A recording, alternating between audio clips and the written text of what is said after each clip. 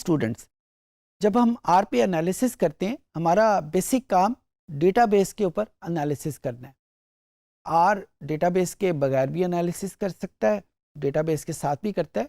इस कोर्स में हमने फोकस किया हुआ है कि डेटाबेसेस के ऊपर एनालिसिस हम कैसे करेंगे, क्योंकि मार्केट के ऊपर जो हमें कमर्शियल लेवल के ऊपर जो डेटा हमें मिलता है वो डेटाबेसेस की फॉर्म में मिलता है। एक्सेल की फॉर्म हो गई, एसपीएसएस की फॉर्म हो गई, या किसी दूसरे डेटाबेस की फॉर्मेट में हमें डेटा मिल रहा होता है। उस डेटाबेस को सबसे पहले आर के प्लेटफॉर्म के ऊपर इंपोर्ट कैसे करना, वंस इंपोर्ट कर लिया फिर उसके बाद उसका एनालिसिस हम कैसे करेंगे, ये इस सेशन में हम फोकस रखेंगे।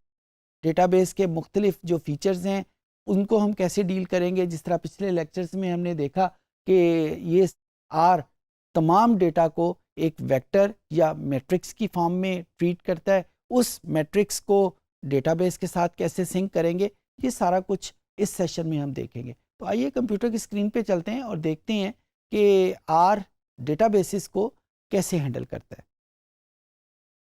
जी स्टूडेंट, ये मेरे पास आर का इंटरफेस मौजूद है और पिछले सेशन में हमने देखा था कि आर की जो सैम्पल फाइल अगर हम यूज़ करते हैं तो वो हम कैसे यूज़ करेंगे। जो कमांड हमने सीखी थी वो डेटा के नाम की कमांड है और उसको मैं लिखा चाहूँ तो वो कुछ यूँ होगी। इसको क्लिक किया तो ये मेरे पास वो सारे के सारे वेरिएबल आ जाएंगे। अब यहाँ पे एक फ़ाइल जो मैं यूज़ करना चाहता हूँ, लेट्स से ये जो बिल्कुल आखिर में फ़ाइल लिखी हुई है वुमेन के नाम की, अगर मैं इसको यूज़ करूँ तो ये मेरे पास वो फ़ाइल है। इसमें दो वेरिएबल हैं, एक हाइट है और एक उसका वेट है, और टोटल रिस्पोंडेंट इसमें 15 है। मैं अगर कंप्यूटर की टर्मिनोलॉजी यूज़ करूँ, एनालिसिस की टर्मिनोलॉजी यूज़ करूँ, तो ये मेरे पास एक डेटाबेस है। डेटाबेस जिस तरह हमने बात की थी, एक ख़ास सीक्वेंस का नाम है। डेटा को अगर हम एक ख़ास सीक्वेंस में लिखते हैं तो उसको हम डेटाबेस कहते हैं। तो ये मेरे पास एक डेटाबेस मौजूद है। अब इस डेटाबेस में मुख्तलिफ चीज़ें, इनके मुख्तलिफ करैक्टरिस्टिक्स को हम कैसे डील करेंगे। अगर हम गौर से देखें तो इसमें 2 कॉलम्स हैं और 15 इसमें रोज़ हैं। हर कॉलम का नाम मौजूद है। पहले कॉलम का नाम हाइट है, दूसरे कॉलम का नाम वेट है। अगर मैं वेरिएबल के हिसाब से बात करूं तो इसमें 2 वेरिएबल हैं। एक कमांड आर में होती है कि अगर मैं इसके नंबर ऑफ़ वेरिएबल देखना चाहूं किसी भी फाइल के, किसी भी डेटाबेस के, तो उसके लिए जो कमांड यूज़ होती है वो लेंथ के नाम की कमांड मौजूद है। लेंथ लिख के मैं यहाँ पे उस डेटाबेस का नाम लिख दूँगा। ये मैंने नाम लिखा तो नीचे उसने मुझे 2 का लफ्ज़ दे दिया, यानी इसमें 2 कॉलम मौजूद है। दूसरे मानों में जब हमारे पास डेटाबेस मौजूद है और मैं ये देखना चाहता हूँ कि उसमें कितने वेरिएबल हैं, कितने कॉलम हैं, तो जो आर मुझे उसके लिए कमांड देता है वो लेंथ के नाम की कमांड है। अच्छा, अब इस डेटाबेस में 2 अलहदा-अलहदा वेरिएबल हैं। अगर इनमें से किसी एक वेरिएबल को मैं अलहदा से फोकस करना चाहूँ तो उसके लिए मुझे क्या करना पड़ेगा। जो कमांड मैं यूज़ करूँगा, सबसे पहले मैं उस डेटाबेस का नाम लिखूँगा कि वुमेन के नाम का वो डेटाबेस है। उसके बाद मैं डॉलर का साइन प्रेस करूँगा और फिर उसके बाद उस वेरिएबल का नाम लिख दूँगा।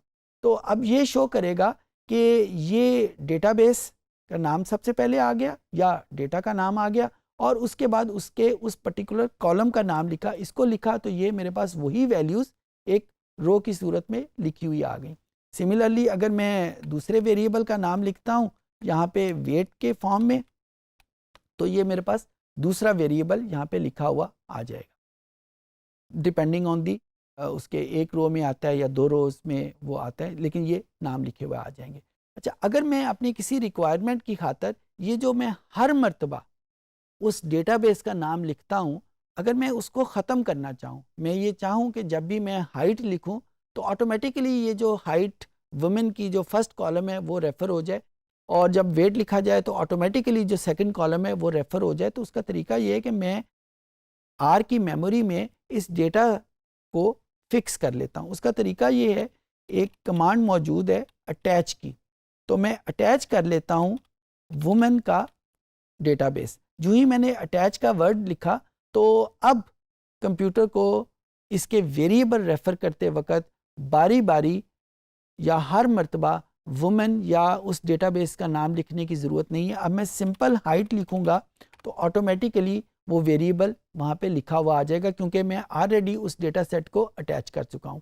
यहाँ पे एक लिमिटेशन आर की मौजूद है कि एक वक्त में हम एक डेटा सेट को अटैच कर सकते हैं, एक से ज़्यादा डेटा सेट्स को अटैच नहीं किया जा सकता। तो अगर मेरे पास एक वक्त में एक से ज़्यादा डेटा फाइल्स ओपन है और मैं उनके ऊपर कोई एनालिसिस कर रहा हूँ, तो एक वक्त में एक ही डेटा सेट अटैच होगा। और अगर मल्टीपल डेटा फाइल्स के ऊपर कुछ एनालिसिस, यानी एक वेरिएबल में एक फाइल से ले रहा हूँ, दूसरा वेरिएबल दूसरी फाइल से लिया जा रहा है, तो मुझे लाजमी तौर के ऊपर उनका डेटा फाइल का नाम पहले लिखना पड़ेगा, फिर $, और फिर मैं उसके बाद उसको यूज़ करूँगा। अब अगर मैं वही लेंथ की कमांड यूज़ करता हूँ, जो कि पहले मुझे वेरिएबल का नाम इस्तेमाल करने के लिए ज़रूरी थी, अब मैं अगर हाइट को लिखता हूं तो अब मुझे हाइट के अंदर जितनी वैल्यूज़ हैं उनकी टोटल लेंथ मुझे मिल जाती है। यानी दूसरे मानों में अगर मैं रिसर्च की ज़ुबान इस्तेमाल करूं तो जिसको मैं सैम्पल साइज़ कहता हूं, वो मुझे लेंथ की कमांड का एक उसका रेप्लिका मिल गया। जब भी मुझे सैम्पल साइज़ की रिक्वायरमेंट होगी, मैं लेंथ का वर्ड यूज़ करूँगा, वो मुझे उसका जवाब दे देगा। ये बात याद रखने वाली है कि जब मेरे पास डेटाबेस है तो लेंथ का मतलब कुछ और होगा, जब मेरे पास एक रो या कॉलम वेक्टर है तो इसका मतलब कुछ और होगा। एक स्टेप और आगे बढ़ते हैं। अगर मैं उसी डेटाबेस के ऊपर जाता हूँ वुमेन, और मैं यहाँ पे स्क्वायर ब्रैकेट यूज़ करता हूँ। पहले मैंने करली ब्रैकेट का आपको बताया था पिछले सेशन में, इस वक्त मैं एक स्क्वायर ब्रैकेट यूज़ कर रहा हूँ। अगर मैं स्क्वायर ब्रैकेट यूज़ करूँ तो और इसको 1,1 लिखूँ तो इसका मतलब क्या होगा? सबसे पहले तो इसका मैं मतलब आप एक्सप्लेन करता हूँ। वुमेन तो मेरी डेटाबेस का नाम हो गया। जब मैं स्क्वायर ब्रैकेट यूज़ करूँगा तो इसका मतलब ये है कि ये कोई फंक्शन हम इस्तेमाल नहीं कर रहे, बल्कि हम उस डेटाबेस के अंदर जो वैल्यूज़ हैं उनको फोकस करना चाह रहे हैं। जब हम करली ब्रैकेट यूज़ करते हैं तो वो इंडिकेट कर रही होती है किसी फंक्शन को, और जब हम स्क्वायर ब्रैकेट यूज़ कर रहे होते हैं तो वो फंक्शन को नहीं बल्कि डेटाबेस के अंदर की वैल्यूज़ को फोकस कर रही होती है। अच्छा, अब 1,1 का क्या मतलब है? जब भी हम किसी डेटाबेस को बताते हैं तो उसमें ज़ाहिर है कोई कॉलम्स भी होंगे, उसमें रोज़ भी होंगी। जिस तरह ये मेरे पास डेटाबेस है, इसमें 2 कॉलम्स हैं और 15 इसमें रोज़ हैं। जब 2 कॉलम होंगे और 15 रोज़ होंगे तो उनको हम लिखने के लिए ये कॉमे का लीजेंड यूज़ करेंगे। कॉमे से पहले, ब्रैकेट के अंदर कॉमे से पहले जो वैल्यू लिखी होगी वो रोज़ को इंडिकेट करेगी, और कॉमे के बाद जो वैल्यूज़ लिखी होगी वो कॉलम को इंडिकेट करेगी। यहाँ पे मैंने 1,1 लिखा है तो इसका मतलब ये है कि ये फर्स्ट रो और फर्स्ट कॉलम उसको शो कर रही है। अगर यहाँ पे आप गौर देखें तो फर्स्ट रो और फर्स्ट कॉलम में 55 लिखा हुआ आपको नज़र आ रहा है। सो यहाँ पे वो 1,1 का मतलब फर्स्ट रो और फर्स्ट कॉलम। अगर मैं यही वैल्यू दोबारा लिखूँ और यहाँ पे मैं 1,4 लिख दूँ तो इसका मतलब क्या होगा? फर्स्ट रो और फोर्थ कॉलम। क्या इस डेटाबेस में फोर्थ कॉलम एग्जिस्ट करता है? इस डेटाबेस में फोर्थ कॉलम एग्जिस्ट ही नहीं करता। इस डेटाबेस में तो सिर्फ 2 कॉलम है। लिहाजा हम 1,4 इस पर्टिकुलर डेटा सेट के लिए लिखेंगे तो आंसर कुछ भी नहीं आएगा। हाँ, अगर मैं इसको 4,1 लिखूं तो इसका मतलब ये हो जाएगा फोर्थ रो और फर्स्ट कॉलम। तो यहाँ पे फोर्थ रो ज़रूर एग्जिस्ट करती है और फर्स्ट कॉलम में उसकी वैल्यू 61 है, और जब मैं इसको एंटर करूँगा तो मेरे पास 61 आ जाएगा। इसी चीज़ को मैं अगर आगे बढ़ाऊँ, मैं वही वुमेन लिखता हूँ और यहाँ पे मैं 1 लिख देता हूँ। अब मैंने स्क्वायर ब्रैकेट यूज़ की है। इसका मतलब क्या है कि ये मैं फोकस उस डेटाबेस के अंदर की वैल्यूज़ को करना चाह रहा हूँ, लेकिन मैंने कॉमे से पहले कोई वैल्यू नहीं लिखी, लेकिन कॉमे के बाद एक वैल्यू लिखी है। तो इसका मतलब कॉमे से पहले हम कौन सी वैल्यू फोकस करते हैं? रोज़ को फोकस करते हैं।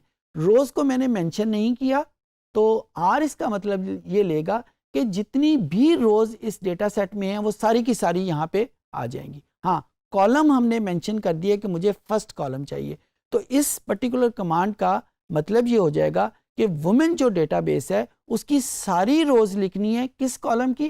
फर्स्ट कॉलम की। और मुझे ये कैसे पता चला, सारी रोज़ का कैसे पता चला? कि कॉमे से पहले कोई वैल्यू नहीं लिखी हुई, इसका मतलब है सारी वैल्यूज़ लिखेंगे, और कॉमे के बाद मेरे पास कॉलम स्पेसिफाई किया हुआ है, इसका मतलब ये है कि वो फर्स्ट कॉलम को फोकस कर रहा है। जब मैं इसको एंटर करूंगा तो ये आप देखें कि ये फर्स्ट कॉलम की जितनी भी रोज हैं वो सारी की सारी यहाँ पे लिखी हुई आ जाएंगी। यही काम अगर मैं यूं करता हूं 1 कॉमा आगे इसके कुछ भी नहीं लिखता, तो इसका मतलब क्या हो जाएगा? इसका मतलब ये हो जाएगा कि मैंने रो स्पेसिफाई कर दी है। कौन सी रो स्पेसिफाई की है? फर्स्ट रो स्पेसिफाई की है। उसके आगे कॉमे के बाद मैंने कुछ नहीं लिखा। इसका मतलब है फर्स्ट रो के जितने भी कॉलम हैं, वो 2 हैं, 200 हैं, जितने भी कॉलम हैं वो सारे के सारे यहाँ पे फोकस में आ जाएंगे। और जब मैं इसको एंटर करूंगा, क्योंकि इस पर्टिकुलर केस में मेरे पास सिर्फ 2 कॉलम है, तो उसने फर्स्ट रो की दोनों वैल्यूज मेरे सामने लिख दी। इसी सिलसिले को अगर हम आगे बढ़ाते हैं, इसी कमांड को मैं पहले कमांड आपके सामने लिखता हूं, फिर मैं उसको आपको एक्सप्लेन कर दूंगा। इसका मतलब ये है, अब इस कमांड को जरा मैंने थोड़ा सा जनरल फॉर्म में लिखा है। कॉमे का वर्ड यूज किया है। कॉमे से पहले मैंने क्या यूज किया है? 1:4। तो आर लैंग्वेज में कॉलन का मतलब होता है कि यहां से लेकर वहां तक, या कहां से लेकर कहां तक? 1 से लेकर 4 तक सारी वैल्यूज लिख दो। अब कॉमे से पहले हम रोज लिखते हैं, तो इसका मतलब क्या होगा कि जब मैं 1:4 लिख रहा हूं तो मैं ये स्पेसिफाई करना चाह रहा हूं, फोकस करना चाह रहा हूं फर्स्ट रो से लेकर 4th रो तक। और किस कॉलम की कॉमे के बाद क्या वैल्यू लिखी हुई है? वो 1 लिखी हुई है। तो मैं फर्स्ट कॉलम की फर्स्ट रो से लेकर 4th रो को फोकस करना चाह रहा हूं। अब मैं जब इसको क्लिक करूंगा तो मेरे पास फर्स्ट रो से लेकर 4th रो तक मेरे पास वैल्यूज आ जाएंगी। सिमिलरली अगर इसी कमांड को मैं लिखूं यहाँ पे 4:12,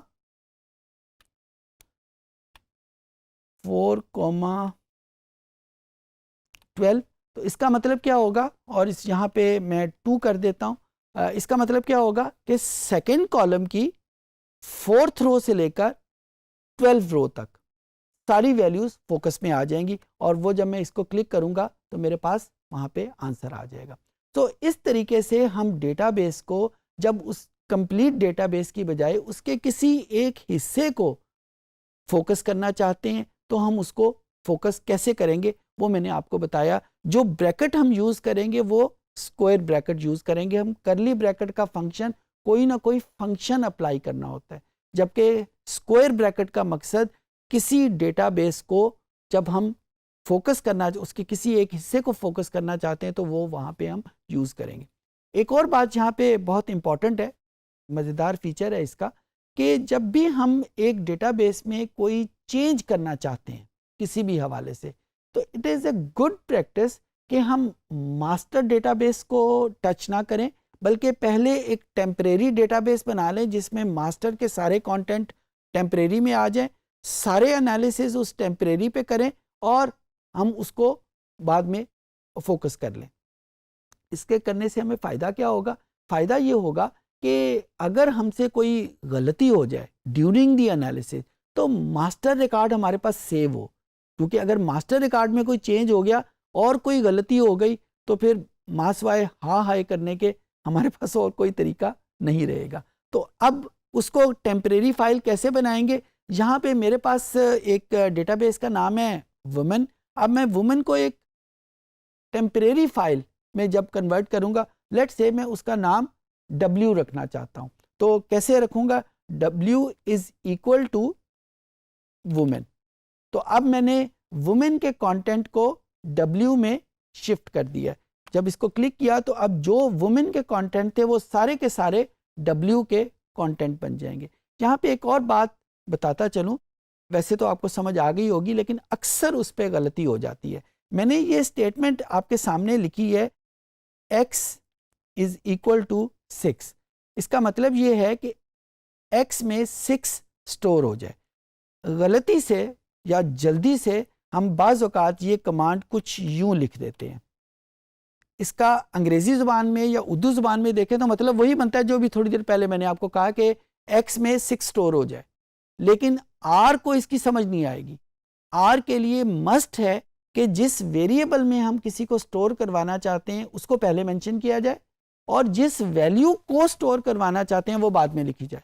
तो जब मैं इसको क्लिक करूंगा तो आप देखें आर ने फौरन मुझे प्रॉम्प्ट किया है कि ये आपने गलत कर दिया है। और अगर आप जो वार्निंग वो दे रहा है उसको भी पढ़ें तो उसका मतलब भी वही है कि आप वेरिएबल के नाम को पहले लिखें, आप उस वैल्यू को पहले ना लिखें जिस वैल्यू को आप स्टोर करवाना चाह रहे हैं। तो इसको असल तरीका ये होगा कि x यानी जिस वेरिएबल में आप स्टोर करवाना चाहते हैं वो पहले लिखा जाए और वो वैल्यू बाद में लिखा जाए, और इस तरीके से ये वैल्यू सही होगी। उम्मीद है चीज़ें आपको समझ आ गई होंगी। इस सेशन में हमने देखा कि जब हमारे पास एक डेटाबेस बेस्ड एनालिसिस है उसको हम आर में कैसे करेंगे। प्रोसेस ज़ाहिर है स्टार्ट होगा कि जब हमारे पास एक डेटाबेस मौजूद है जो कि आर के प्लेटफॉर्म के मौजूद नहीं है, उसको सबसे पहले इंपोर्ट कैसे करेंगे। वंस इट इज़ इंपोर्टेड फिर हम उस डेटाबेस को टैकल कैसे करेंगे एनालिसिस करने से पहले और ड्यूरिंग दी एनालिसिस, उसके डिफरेंट कंपोनेंट्स को, डिफरेंट सबसेट्स को कैसे डील करेंगे। ये सारा कुछ आज के लेक्चर में हमने देखा। उम्मीद है कि ये सारी चीज़ें आपको समझ आ गई होंगी।